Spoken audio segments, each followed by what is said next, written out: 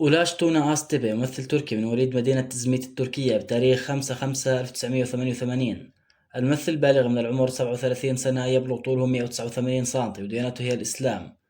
أولاش تونا قام بدراسة المسرح في جامعة معمار سنان، وبدأ بالظهور على الشاشة ابتداء من سنة 2012 من خلال المشاركة في مسلسل قبضاي، حيث قام بتجسيد شخصية أورهان في هذا المسلسل، والذي يعتبر العمل التلفزيوني الوحيد الذي أخذ فيه دور بطولة ثانوية، حيث أن باقي أعماله التلفزيونية قام بأخذ دور البطولة الرئيسية فيها. من أبرز أعماله التلفزيونية الأخرى مشاركته في مسلسل اشرح أيها البحر الأسود، حيث نال على شعبية كبيرة جدا في هذا المسلسل من خلال تجسيده لشخصية طاهر. كما شارك أيضا في مسلسل إخوة بارباروس، حيث قام بتجسيد شخصية خضر ريس. من الأعمال المميزة الأخرى التي شارك بها مؤخرا مسلسل الحياة اليوم، حيث قام بتجسيد شخصية الدكتور برش في هذا المسلسل.